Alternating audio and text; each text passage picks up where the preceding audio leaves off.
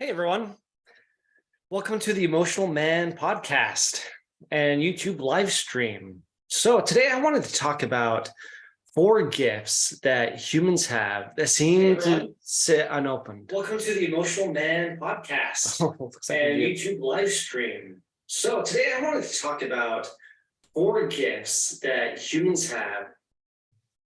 Okay, I had YouTube starting to the back channel into me. Okay. 4 gifts that we have that we often leave unopened. And this comes from 7 Habits of Highly Effective Families by Stephen R. Covey. And he talks about how we have 4 gifts, and they consist of our self-awareness, which he defines as our ability to stand outside of ourselves and to examine our behaviors. And to this, I would add our thoughts and our emotions, this ability to reflect on kind of these 3 aspects of ourselves: our thoughts, our emotions, our actions. And that then ties into our ability to have conscience, our ability to examine whether or not our thoughts and our actions are in line with what we believe is correct behavior. So whether or not we feel like something is right or wrong, often based on our values, whether they be cultural, individual, family. We decide what's right and wrong based on what we value. And sometimes what right and wrong is described as or identified as really changes on how we grow up in our families, in our cultures. And of course, what level is the right and wrong, whether it's, the culture, whether it's right to ask if someone's overweight or pregnant, or whether or not, lying is okay. And in what situations is lying okay? It's all tied to our perception of values. And then the 3rd gift he talks about is our independent will. Or sorry, let's talk about our imagination first. This ability to imagine forward, to think forward and imagine something that currently doesn't exist. So without our imagination, we would not be able to plan ahead or imagine something that currently we haven't created yet. And our imagination is really critical to imagining ourselves being able to act differently, or imagining ourselves as someone other than our past, or imagining ourselves as someone other than acting on our base desires. And finally is this idea of independent will as our ability to make our own choices. He often compares these 4 gifts with the example of trees. A tree can't reflect on how good of a day it is, or whether or not the limb that falls off of it and lands on another tree, whether that's a good action or bad action. It just happens. Neither does a tiger think about whether it's good or bad that it's eating another animal, or imagine itself being anything other than a tiger, as well as its ability to do something other than what its instincts are driving it to. And that's kind of what really defines humanity. Now, why is it that we often neglect these 4 gifts? Well, you hear it in people's language. She made me do it. He did it. We victimize we victimize ourselves because it helps us to put the blame on someone else, to put the responsibility on someone else. And I would say it's a result of 3 primal drivers. And we often talk about this in one of our coaching programs, which we call Managing Your Mind and Harnessing Your Emotions. There's kind of 3 myths that we have about our emotions. Number 1 is this belief that circumstances can make us feel something. Second, that someone else can make us feel emotions. And third, that we own or are responsible for someone else's emotions. So, well, what does this sound like? Well, you could say, let's talk about circumstances. I'm late, therefore I'm frustrated. Or you could say, let's say you are feeling sick. And so you may give the idea that because you're feeling sick is the reason why you are short with the kids. Now, that's definitely a contributing factor, but I want to show that there's a space between the trigger, what he calls the trigger, and the outcome. It's our spot where we can choose to act. Another thing we often hear is, someone blames someone else for how they're feeling. This could be something such as, and it's so funny because you so often hear this, especially in management.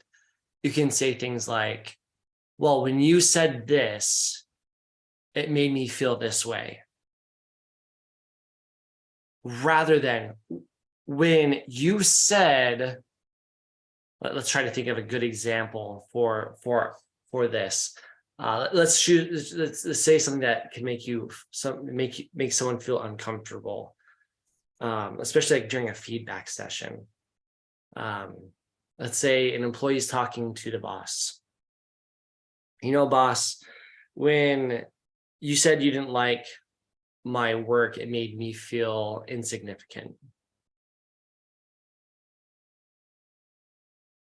Here we have a perfect example of saying that someone else's words make us feel a certain way, when in reality, it's how we are interpreting those words that are making us feel the emotion. So let's give another example. Let's say you're in a meeting and someone criticizes one of the projects. Let's say, we notice that your project is behind, and your guard goes up and you feel like, you automatically start thinking, hey, he or she doesn't think we're doing a good job. And then you start feeling defensive. Well, they don't know everything that I've been dealing with. So that could be a response that all of us have often had in the past. Or let's say a spouse says something like, wow, I really wish the dishes were clean.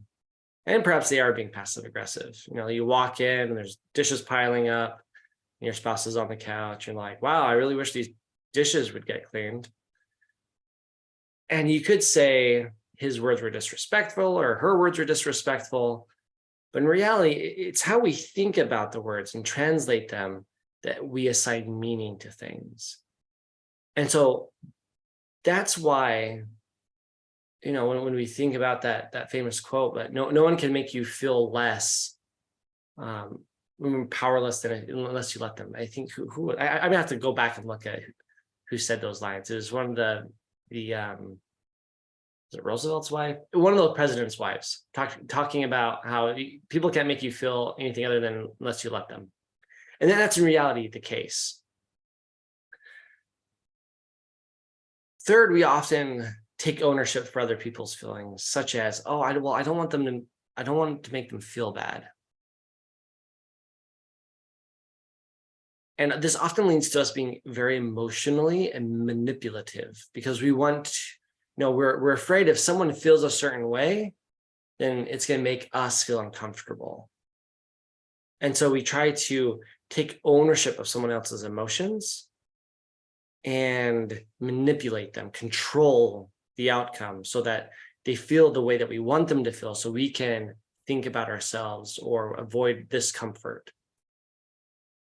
And so we often kind of do this gamemanship of how we can, front up and say things so that people will respond the way that we want them to respond, or feel the way that we want them to feel.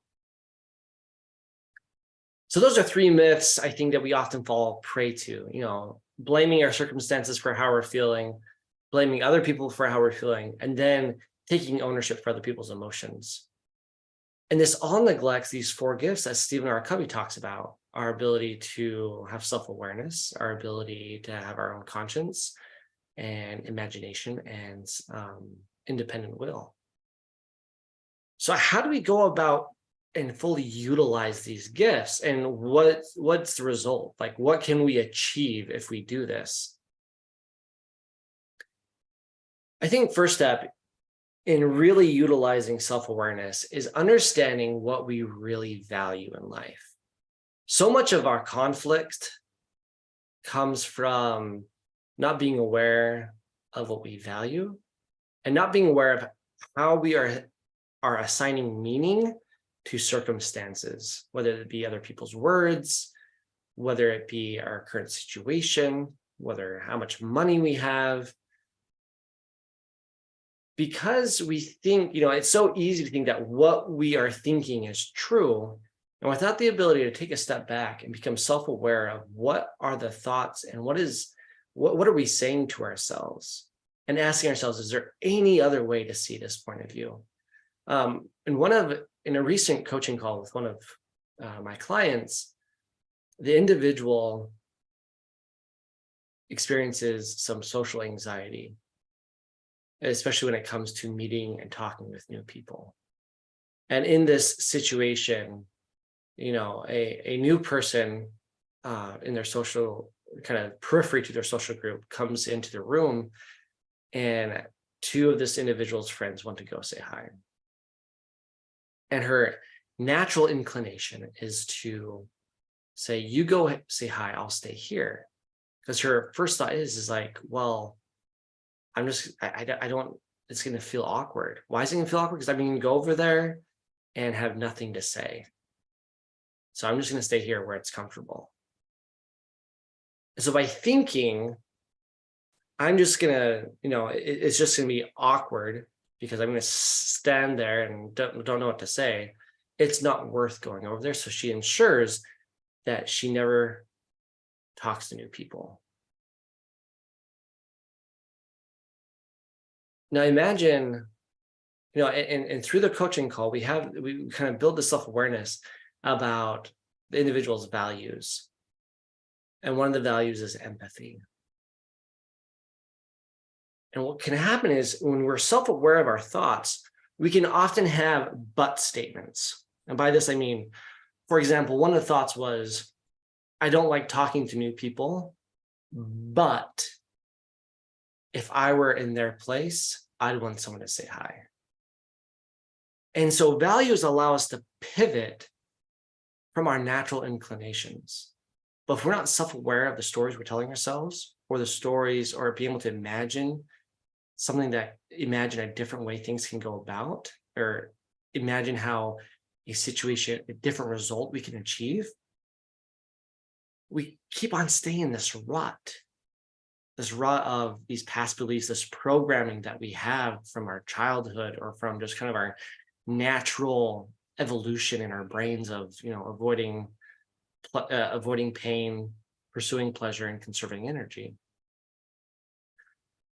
So one of the things I would invite everyone to do is to really reflect on these 4 gifts, and most in particular, becoming self-aware of our values. This is something we do in our coaching programs all the time. And it's one of the things that we first lead off with, is because once we understand our values, it helps us be more confident in decision-making, because we know how circumstances align with our values. For instance, like going and talking to someone new. Becoming aware of our values helps us with overwhelm, because we know it helps us to know what to pay attention to in terms of information. So much of our overwhelm just comes from information overload. And once we know what we value, what we can pay attention to, we can let everything else kind of pass us by. Third, our values, once we understand our values, it helps us with internal conflict. A lot of times when we're feeling feelings of conflict when it comes to decision making, it's because we have 2 values that are in conflict in a situation. So for example, in this individual's example, 2 of their values is empathy and stability. Stability could be, in this situation, interpreted as staying in a stable environment that's comfortable. And so stability could be in conflict with empathy. But having that self-awareness allows them to reinterpret those values. And being self-aware of, if you are feeling conflicted, asking yourself, is this a situation where 2 of my values are in conflict? This happens all the time with work. The desire to do well at work and to, be successful often comes in conflict with our desires to have close relationships with our family members. because they often mean either strategic planning or sacrificing time at work for time with family or vice versa. And how do you know when to make that change? When do you make that call? So understanding being self-aware of our values helps us with the internal conflict a lot. Finally, if you're feeling stuck, being self-aware of our values can help us with direction. If we find ourselves in the same rut over and over again, making the same poor decisions, we can lean on our values to say and imagine a different outcome by viewing the circumstance through our values and having the strength to then live up to them and being willing to feel that discomfort. If these are any issues that any of you are struggling with, whether it's indecision, feeling overwhelmed, or feeling like you're stuck in a rut, these are perfect cases where coaching can help to help you become self-aware. Oftentimes we just don't give ourselves the time, and a coaching program means that you set and invest yourself into that time. So if you would like, you can get a free coaching call or a free session over at nearycoaching.com, or you can just message us on our Instagram or Facebook. But I hope that all of you are able to take the time to become self-aware, exercise your human gifts, and we'll see you next time.